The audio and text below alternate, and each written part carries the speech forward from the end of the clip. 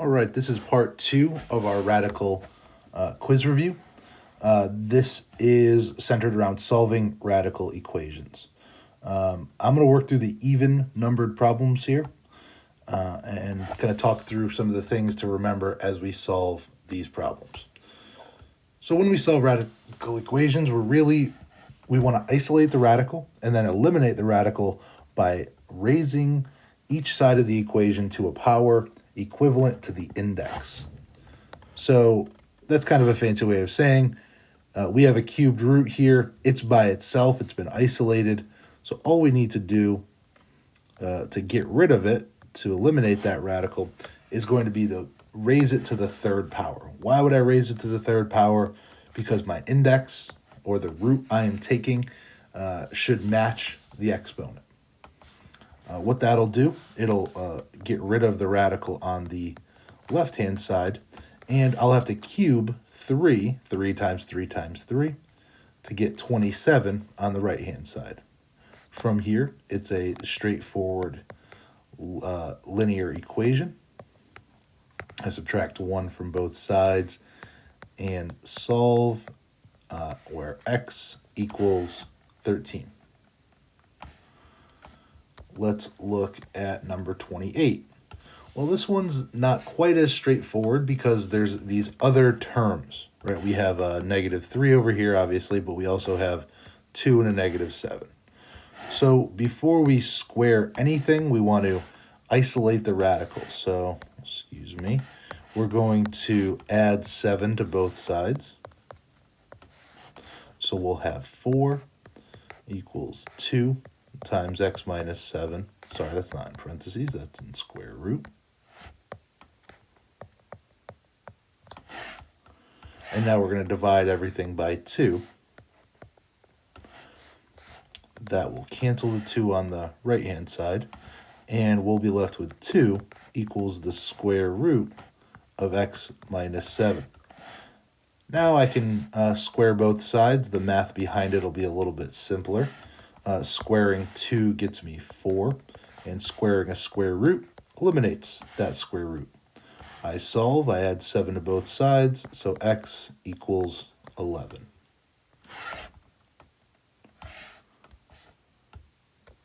Let's move on to number 30. So here's a situation where the radical has been isolated. However, on the other side of the equation, we have a variable and we have a binomial. Okay, so we have a variable and a constant, and together they form a binomial. So we're going to do the same thing. We're going to square both sides of our equation, and still on the right-hand side, that's going to behave the same way. When I square a square root, whatever's inside comes out by itself.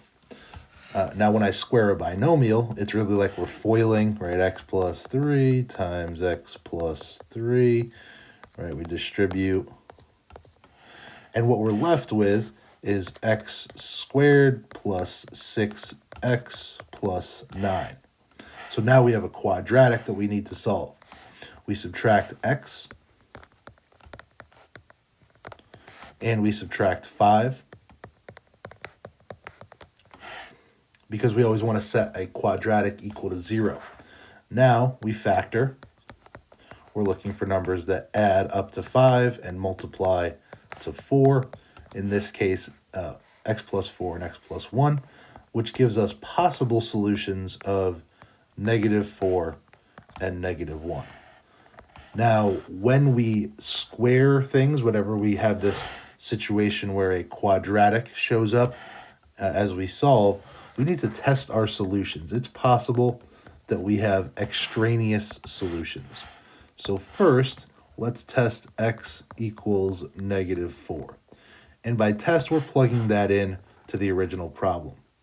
On the left-hand side, we'd have -4 plus 3. And that would be equal the square root of -4 plus 5. And we get this statement once simplified. -1 equals 1, not true. That means that -4 is an extraneous solution. Let's make sure we also check x equals -1. I'll have on the left-hand side negative 1 plus 3, or 2. And then the square root of negative 1 plus 5, or the square root of 4. Once I simplify it down, I can see that 2 does equal 2. So negative 1 is a legitimate answer. Let's look at one last, there's a couple more we're going to look at here.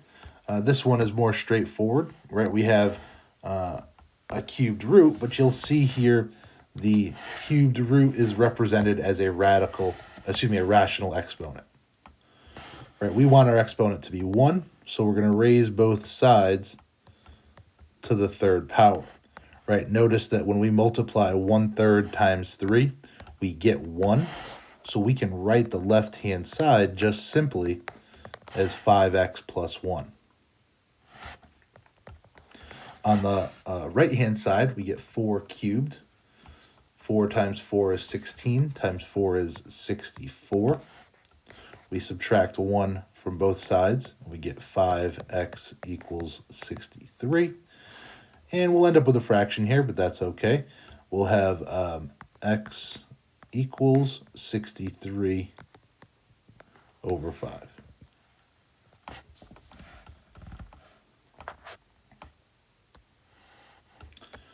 Finally here, looking at number 34, we have kind of a mixed situation here. We have a radical that's a cubed root on the left. We have an exponent that's 1/3 on the right. And we have this extra term in here, but when we cube both sides, we'll have to account for that as well. Right, just like we saw on 32 and previous problems, we're going to cube to get rid of our index, and we're going to do the same thing on the right-hand side to get rid of our rational exponent. Now we also have to cube that 3, so we'll be left with 2x minus 37 equals 27 times 4 minus x. Right, that 27 is coming from 3 cubed. Everything else was cubed, and as a result, our rational exponent and radicals were removed.